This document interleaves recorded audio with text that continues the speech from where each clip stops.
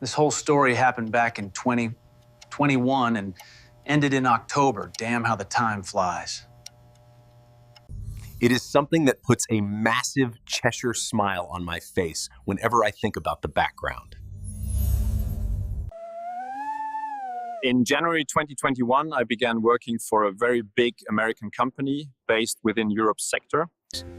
At the factory plant I worked at, gas turbine parts get assessed for restoration and reworked for reuse. Each single part would cost several thousands when produced new and hold for like a decade or so. Reworking cost a quarter of that, and the part would be good for another 8 to 10 years. Of course, safety inspections were mandatory for these parts, which the customers would pay half the new cost. Since we talk thousands of pieces and several million per turbine, the company sat on a golden goose. Over decades, the facility had absolute uncontested income without much competition, since the parts were their own design. It was a win-win for the customer and company, but that eventually led to a massive problem.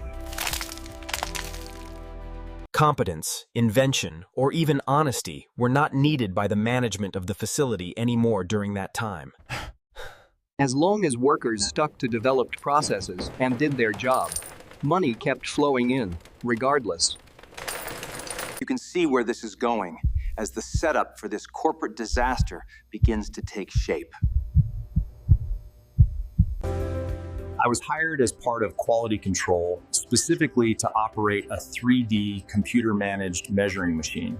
Gas turbines get pretty hot and spin fast, and dynamic stress has the nasty habit to deform stuff. You have to measure the stuff really precisely, so production knows what needs reworking or is too deformed. Operating the machine is simple. Put the piece into the bracket, clamp it down, and load the model. You get the measurement report then as a text file and Excel, as well as a professional PDF. Pieces, usually rotary blades, came in sets of 24 to 216 depending on the size. When all are measured, you compile all the machine reports into one Excel with a somewhat complicated method. It wasn't hard, and I learned all that in a week because the machine was immensely important. It ran in 2 to 3 shifts per day, 6 days per week, through 80% of pieces. Nearly 80% of all pieces that went through the reworking process had to be measured at least twice. Operating a machine and understanding what it's actually doing are two very big and very different shoes. Only 3 guys understood the machine, plus Vladimir, a technician who could fix codes or reprogram models. Vladimir was the technician for the entire facility, a very busy guy whose time cost the department money. The bosses didn't encourage calling him over, making the few guys who knew the machine very important. Of the 3 guys who knew the machine, Antonio was important and worked there for many centuries. He knew every nook and cranny and was the guy you turned to when things went wrong. He had a short temper and blunt language, but was honest, open, and very fair with everyone. I myself am not the most social person, always holding back with a professional and cold attitude. If people share my principles of honesty, fairness, and taking responsibility seriously, we get along great indeed. With people that are less trustworthy, I basically turn into an ice block, for a good reason. Despite some heated arguments, Antonio and I really got along swimmingly during my time at the facility. Antonio had collected such a backlog of days off and overtime that he could retire early, easily. At 63, he decided to groom me as his successor, teaching me every little machine detail. He was a perfectionist, and so am I, so I really appreciated his deep and thorough mentorship. The facility had a massive problem with cliques, clans, and little circles that made people completely untouchable. If you aren't in a clique, your credit goes to others, and you are a fine scapegoat. I didn't care much, being a rule fanatic who sticks to them even when everyone else ignores. It was a well-paying job with a horrible commute of nearly 2 hours in one direction. There was a fourth guy operating the machine, and I don't remember his name. Let's call him Igor. Igor was part of the clique with Manuel, Freddy, and his own boss Boris, his own brother. He worked the measuring machine simply because it was the most comfortable job he could perform there. He usually worked the night shift as those paid extra, while I always took the early shift. I liked going home at 3 p.m., although the 6 a.m. start was very unpopular. Igor was as a light bulb like a wet match in a dark basement in a hole. I might be harsh, but he was lazy, rude, and arrogant due to his untouchable clique status. 6 months after I started, the first incident with the measuring machine occurred, involving some messy pallets. We received material in pallets, and the rule was blades had to be sorted in numerical order. Stuff went a ton faster and easier if all was sorted clean from 1 to 82. Occasionally, an order would arrive unsorted, and then we had to sort them, which was quite annoying.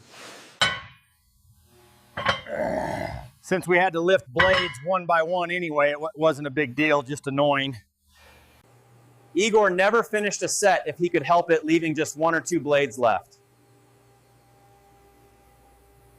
He would never compile reports into Excel, and I'm pretty sure he didn't know how that worked.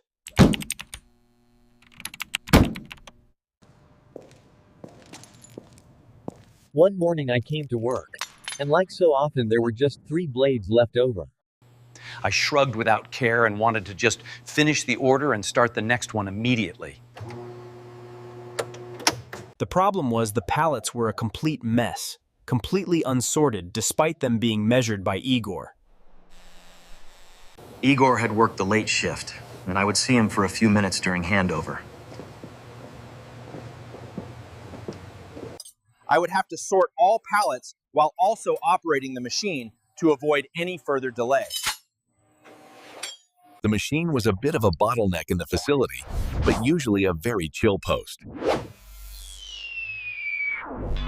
Blades are never heavier than 22 kilograms, and you had 10 minutes between the measurement cycles. Sorting the last order took me 2 hours of quite sweaty work while also operating the machine.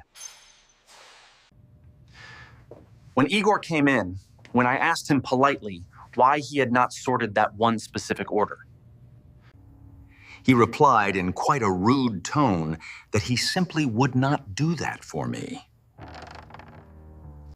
I was baffled and asked if he didn't know that it was mandatory to sort them. He simply replied again that he wouldn't speak about it, outright refusing to discuss the problem. I told him I would speak with my boss, and he just smiled in smug fashion. I asked my boss if the rules changed, which led to a 4-way talk soon. Boris was not happy, and my boss was embarrassed because it was clear I was correct. I did my usual ice block impression, staying polite and professional with very short, accurate words. It came out inconclusive with a kind request that we should please sort the messy pallets. It happened 3 more times that stuff came in unsorted, but Igor managed to avoid it.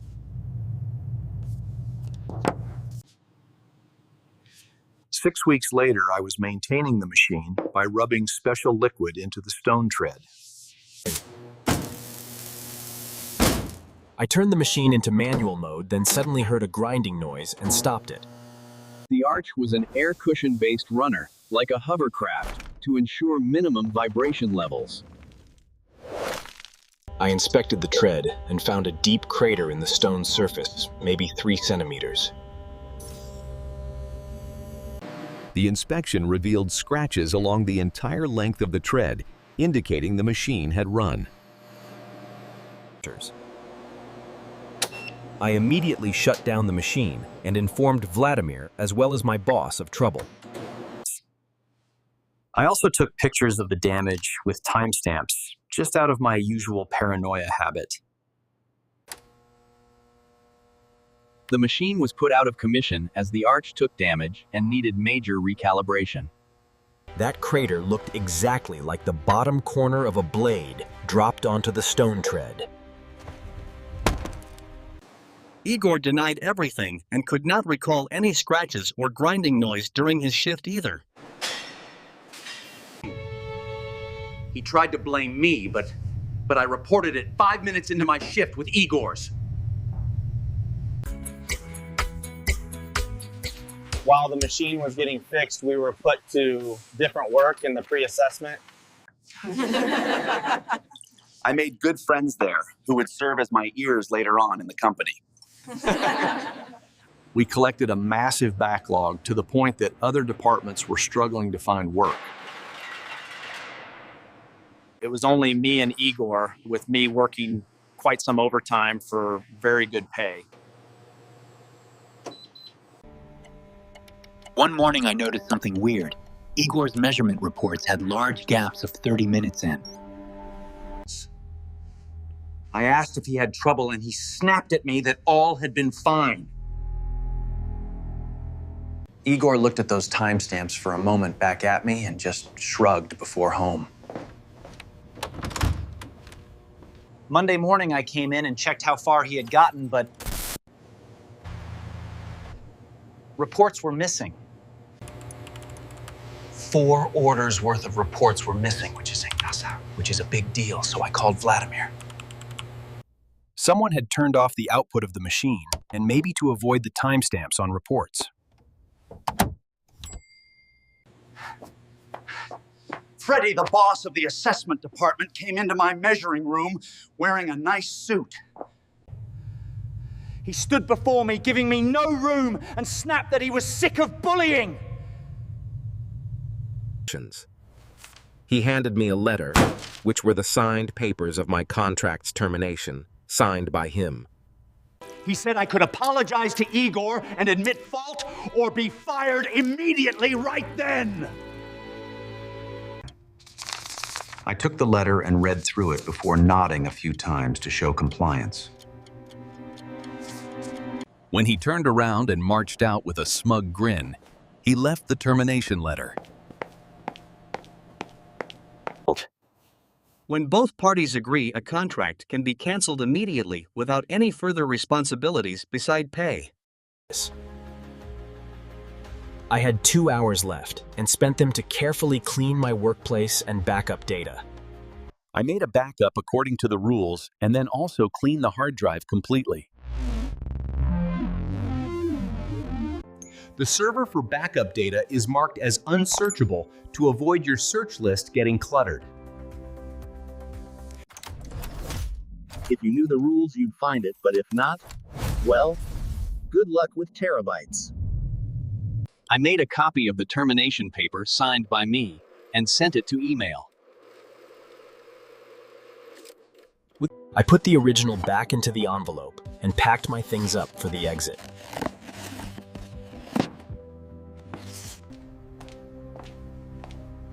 I went to the office, and the big boss showed his smug smile again, seeing me.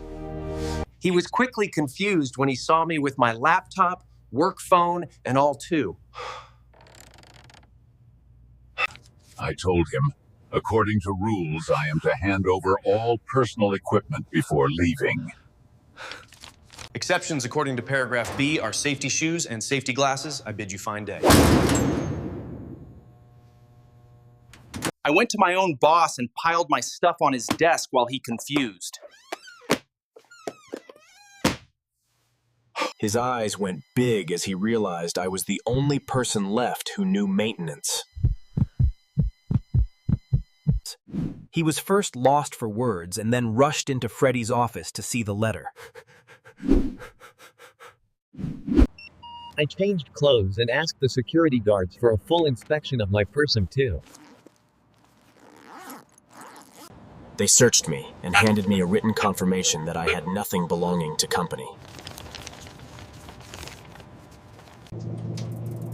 My ex-boss tried to call me all the time, but I dislike public transport calls.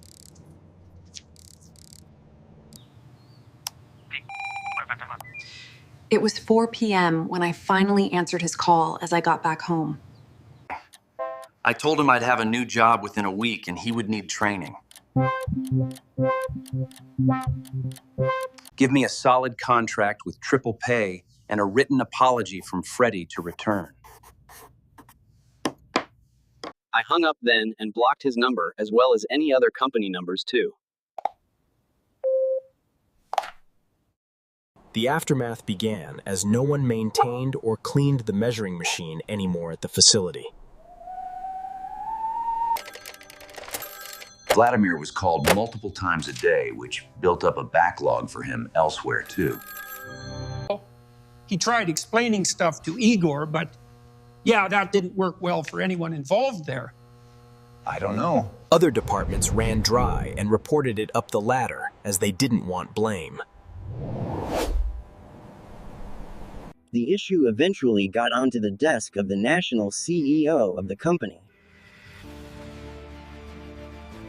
What followed was the arrival of the proverbial kill squad, a bunch of guys in suits.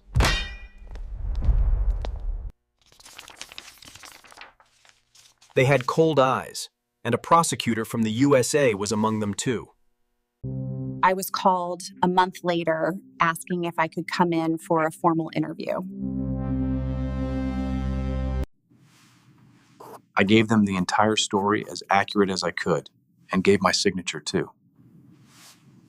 They thanked me and apologized for everything that had happened, and I felt all fine too.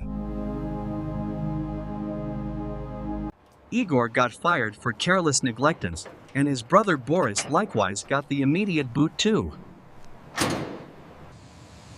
My boss went down under as well, and both were fired for mismanagement of the facility.